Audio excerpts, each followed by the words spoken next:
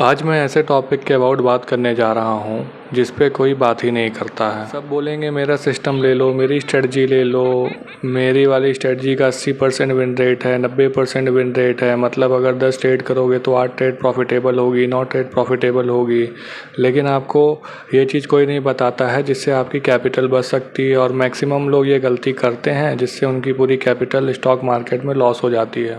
अगर आपको सही में दिल से ट्रेडिंग सीखनी है या ट्रेडिंग करनी है तो इस वीडियो में मैं अपना खुद का जो रिस्क मैनेजमेंट और पोजीशन साइजिंग है वो शेयर करने वाला हूँ, जिससे मैंने 6 साल में आज तक कभी भी अपनी पूरी कैपिटल लूज़ नहीं की है। चलिए वीडियो को स्टार्ट करते हैं। सबसे पहले समझते हैं कि रिस्क मैनेजमेंट होता क्या है। रिस्क मैनेजमेंट का मतलब होता है जब भी आप स्टॉक मार्केट में ट्रेडिंग करते हो तो आपकी कैपिटल पे रिस्क रहता है लॉस होने का, और जब भी आप इस रिस्क को कम करते हो या फिर मैनेज करते हो जिससे आपकी पूरी कैपिटल कभी भी स्टॉक मार्केट में लॉस ना हो, तो उसी को हम लोग क्या बोलते हैं, रिस्क मैनेजमेंट। मुझको पता है कि आपको ये समझ आ गया होगा। अब मैं बताता हूँ आपको कि रिस्क मैनेजमेंट करना कैसे है। मान लेता हूँ एग्जाम्पल के लिए कि आपके पास 1 लाख रुपीज़ है और आप उस पर ट्रेडिंग करना चाहते हो, तो हमेशा आपको अपनी कैपिटल का 1% ही रिस्क लेना है पर ट्रेड, उससे ज़्यादा कभी नहीं लेना है। एग्जाम्पल देता हूँ, आपकी कैपिटल 1 लाख है तो इसका 1% कितना हुआ, 1000 ना।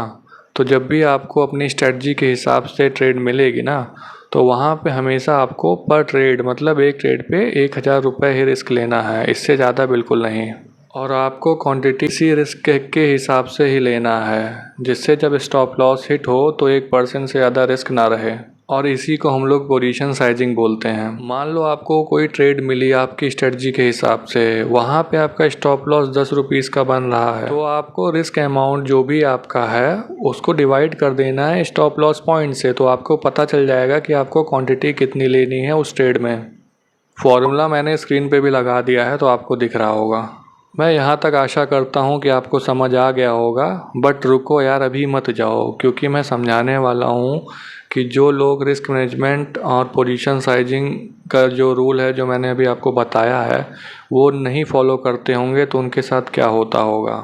मैं आपको एग्जांपल से समझाऊंगा तो ज़्यादा समझ में आएगा। मान लीजिए 2 पर्सन हैं और दोनों स्टॉक मार्केट में ट्रेडिंग करते हैं। एक पर्सन यहाँ पे 1% वाला रूल फॉलो करता है और दूसरा पर्सन है वो थोड़ा ज़्यादा रिस्क लेता है, वो पर ट्रेड 5% का रिस्क लेता है। मतलब जो फर्स्ट पर्सन है वो 1000 रुपीज़ का रिस्क ले रहा है पर ट्रेड, और जो सेकेंड पर्सन है वो 5000 रुपये का रिस्क ले रहा है पर ट्रेड, और दोनों की ही कैपिटल 1 लाख रुपीज़ ईच है। मतलब दोनों 1-1 लाख रुपए से ट्रेड कर रहे हैं।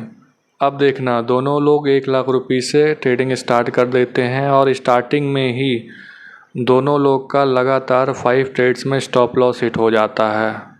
और ये सच में होता है, ये मेरा खुद का रियल एक्सपीरियंस है।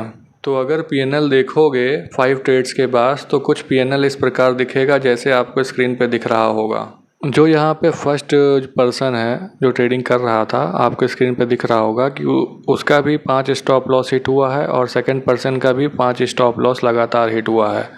बट जो फर्स्ट पर्सन है उसने रिस्क लिया था 1% का, मतलब 1000 रुपये का लिया था, तो उसका टोटल अभी तक 5 ट्रेड में लगातार लॉस हुआ है। तो कितना हुआ है, 5000 रुपीज़ लॉस हुआ है। अब उसकी कैपिटल कितनी बची है, 95,000 बची है। और वहीं पे जो सेकंड पर्सन है उसने पर ट्रेड 5000 का रिस्क लिया हुआ था और लगातार उसका भी स्टॉप लॉस हिट हो गया। तो अब उसकी कैपिटल कितनी बची है, 75,000 रुपीज़, क्योंकि 25,000 रुपीज़ तो उसका लॉस हो गया। अब आप कमेंट करके बताना कि दोनों में से कौन अभी भी 6th ट्रेड अपनी स्ट्रेटजी के हिसाब से करेगा और रिस्क मैनेजमेंट को अभी भी फॉलो करेगा। ये भी बताना कि दोनों में से साइकोलॉजी किसकी सबसे ज़्यादा बेकार हो चुकी होगी आफ्टर 5 लूजिंग ट्रेड्स।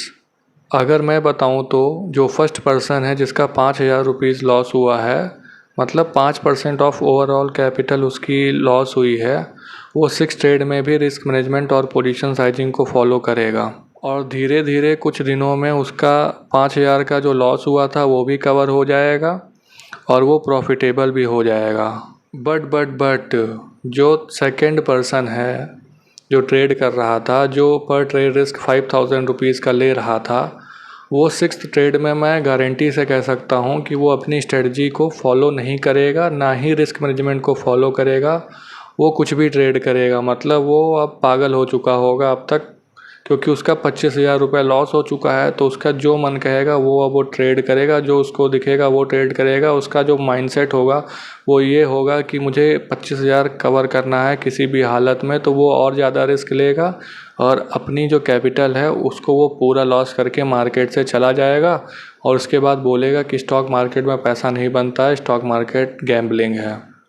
तो दोस्तों, आप लोग हमेशा रिस्क मैनेजमेंट को फॉलो करिएगा। कभी भी रिस्क मैनेजमेंट और पोजीशन साइजिंग के विदाउट ट्रेड में एंटर ही मत करिएगा, क्योंकि अगर मार्केट में आप टिके रहोगे तो ही तो प्रॉफिट कमाओगे। जब आपकी कैपिटल ही ख़त्म हो जाएगी तो फिर आप मार्केट से बाहर हो जाओगे। दोस्तों, कमेंट करके ज़रूर बताएं कि आपको कैसी लगी वीडियो, कुछ आपको नया सीखने को मिला कि नहीं, या आपकी कुछ हेल्प हुई कि नहीं। Thank you so much for watching. Have a good day.